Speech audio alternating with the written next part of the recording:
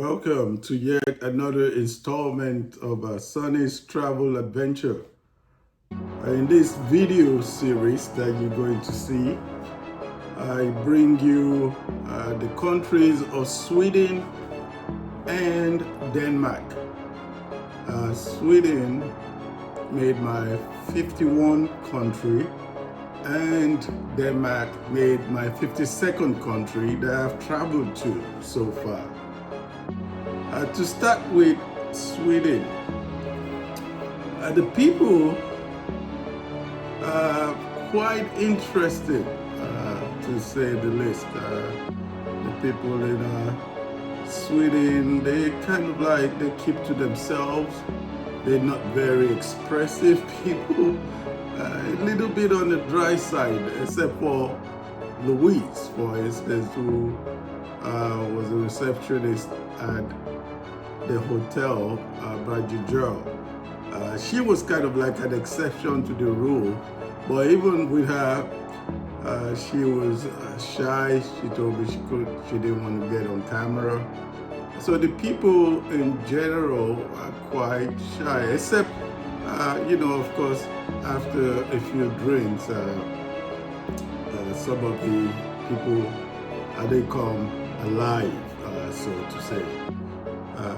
The architecture is very interesting. Sweden has beautiful architecture, nice buildings.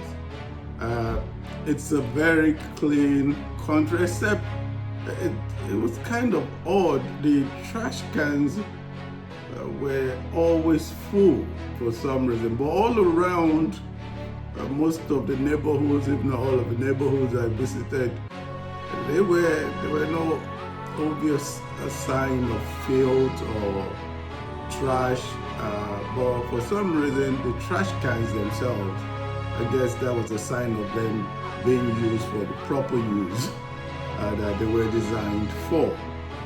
But the architecture is beautiful. The layout of Stockholm, where I spent most of my time, was really nice. Now, the thing with Stockholm is, and Sweden in general, is made up of all these islands. So you go from one island to the next island in search of tourist sites, and they had a lot of tourist sites, like the palace. It was nice being able to see the changing of the guards. They really put up a show when it comes to the changing of the guards at the palaces in Stockholm. I would recommend visiting the palaces, which was just down the street from another really interesting area, the ones with the narrow streets, with the narrow streets and the cobblestones. Very busy tourist area, but the palace is just down the street from there. You can see the changing of the guards. Of course, you can go from different islands. Another island, the Jogrin, forgive my mispronunciation of the name of the islands and towns, has an ABBA museum, has somewhat of a zoo. It's like an open air kind of zoo with Nordic animals. There's the Vasa museum where the old ship is kept right there in Stockholm. You can also take a boat ride that will take you all around Stockholm. I'll show you all of the interesting sites. Most of them come with a guide or narrator who will tell you and point out the interesting buildings. You'll see the park that used to belong to the king, but now everybody can use.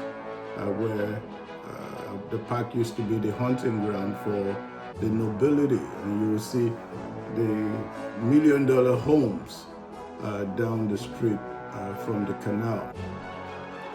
Of course,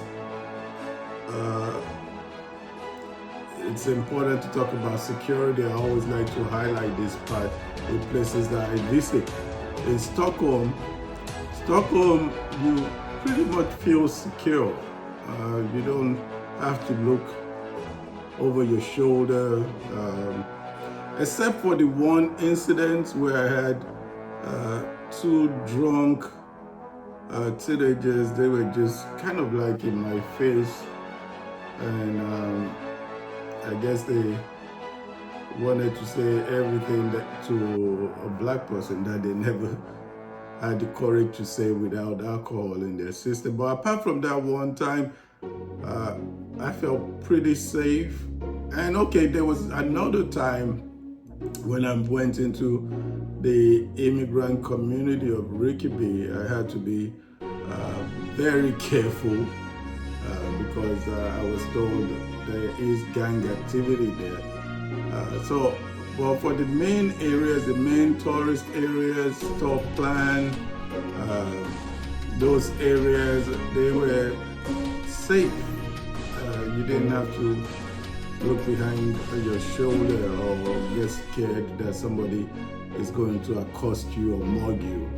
So Stockholm, I would say, is pretty much a very safe city. As to the food, or the people there, they love to eat. They love to get together. They have so many eateries, restaurants, eating options. Right from when you get off the plane at the airport. The airport is really nice and cozy airport. Stockholm's airport is. Annandale is called. And just to go back to the transportation real quick. Once you come in, get off the plane, you should look into getting the Annandale Express. It's an 18-minute ride.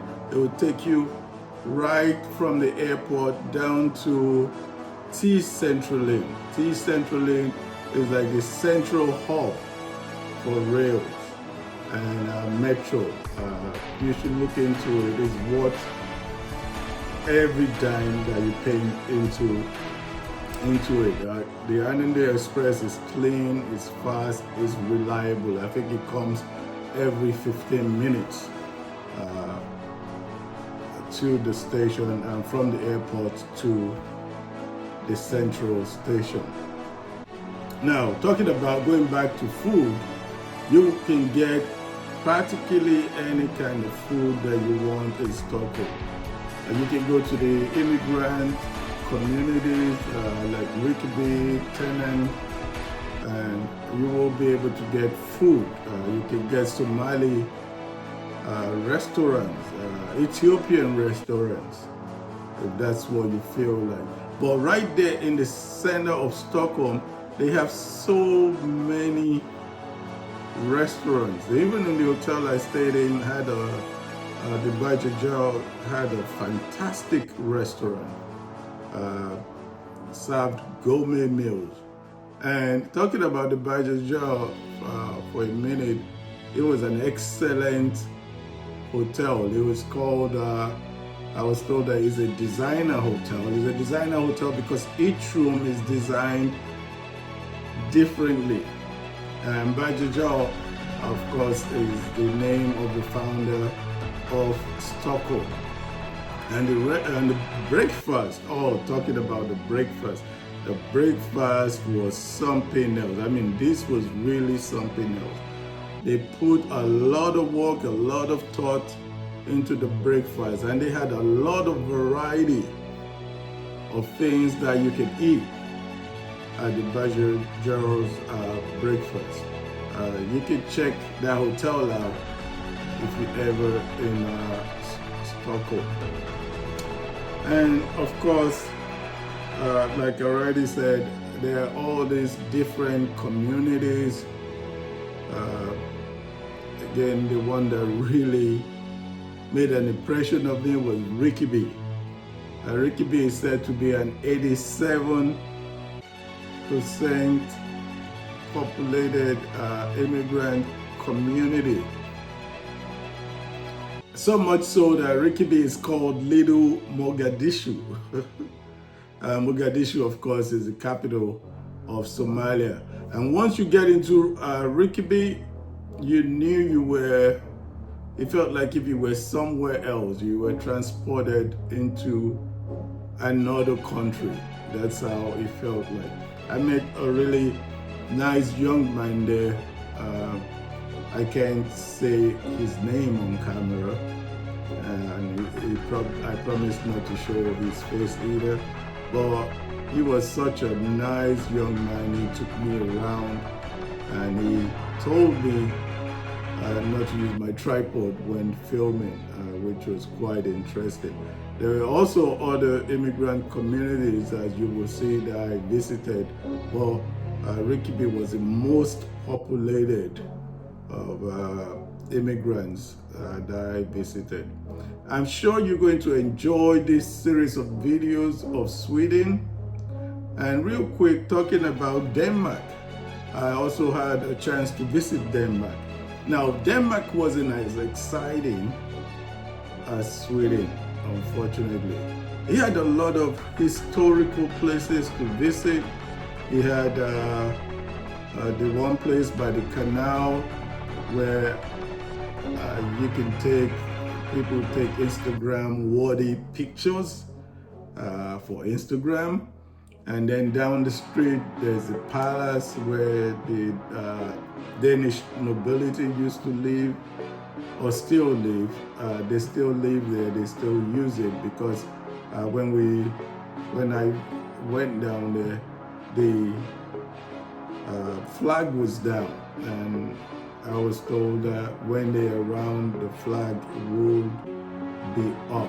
They also had a changing of the guards, but compared to the one in Stockholm, I dare say, without trying to be disrespectful, the Danish changing of the guards was a little bit of a joke. We had to wait a long time for it, and compared to the Stockholm palace, it was not that much to see. Of course, you could go down the street and see the Little Mermaid. Of course, when you see the video, you will see my commentary on it as to how little it really turned out to be, and whether it will be worth you spending all that time to go see it. But there's also the farmers market, the little ways down, Toliver it's called. I had all this nice food, drinks. I definitely recommend it. And then there's Logan's Garden down the street where you leave Toliver's. It's really good. People gather there. It has a really beautiful castle. So I hope you enjoy my trips to Stockholm, Sweden, and to Copenhagen, Denmark. Please don't forget to subscribe to the channel. It's very important, and definitely like the videos, because that's the way the videos get to be recommended to others. And then leave a comment.